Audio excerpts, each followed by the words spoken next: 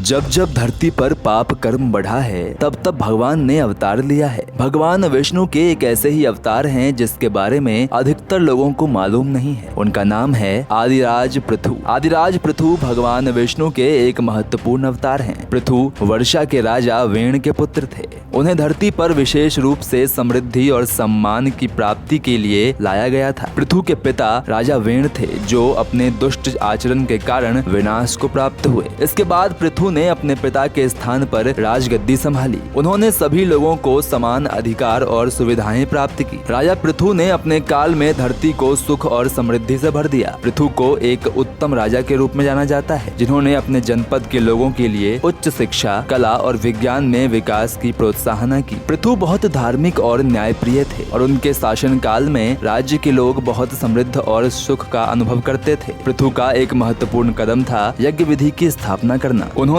यज्ञों का व्यवस्थित आयोजन किया और देवताओं का अभिवादन किया जिससे कि वे धरती के लोगों के लिए वृद्धि और सुख शांति की प्राप्ति होती थी। इससे धरती पर बरसती हुई वर्षा का संपादन होता था और यज्ञों में पर्याप्त अन्न की व्यवस्था होती थी। पृथु के समय में लोगों के लिए समाज में धर्म का पालन करना बहुत महत्वपूर्ण था और उन्होंने धर्म के माध्यम से लोगों को न्याय पूर्वक व्यवहार करने की प्रेरणा दी। भगवान विष्णु के अवतार आदिराज पृथु मानवता के लाभ के लिए संसार के समस्त प्राणियों के हित के लिए आए थे। उनके धर्मपरायण राजनीतिक व्यवस्था के कारण ही उन्हें पृथ्वीराज के रूप में जाना जाता है जिसका अर्थ होता है पृथ्वी का राजा। उन्होंने धार्मिक और नैतिक मूल्यों का पालन करने के लिए लोगों को प्रेरित किया। पृथु की पत्नी का नाम सुनीति था जिन्हें धर्म पत्नी के रूप में प्रसिद्धि मिली। उन्होंने अपने पति के साथ मिलकर धर्म और कर्म के माध्यम से लोगों के हित के लिए काम किया। पृथु की मृत्यु के बाद उनके पुत्र वृत्रसुर को राजगद्दी संभालनी पड़ी। पृथु के काल में उन्होंने विश्वकर्मा से कहा था कि वो ऐसे वाहन बनाएं जो जल, भूमि और आकाश में यात्रा कर सकें। इससे विश्वकर्मा ने उसास नामक एक यात्री रथ बनाया जिसका उपयोग अन्न का वितरण करने के लिए किया जाता था। पृथु एक प्रतिष्ठित धार्मिक गुरु भगवान वशिष्ठ से गुरु शिक्षा लेने गए थे। उन्हें राजसु यज्ञ का आयोजन करने के लिए प्रेरित किया गया था जो महाभारत में भगवान श्री कृष्ण और युधिष्ठिर द्वारा आयोजित किया गया था। उनके काल में गायों के दूध का उपयोग मुख्य रूप से घी बनाने के लिए किया जाता था जो धार्मिक अनुष्ठानों में उपयोग होता था। पृथु का यशस्वी शासनकाल द्वापर युग में हुआ था। मित्रों, आज के लिए बस इतना ही। कैसी लगी आपको ये वीडियो हमें कमेंट करके अवश्य बताएं।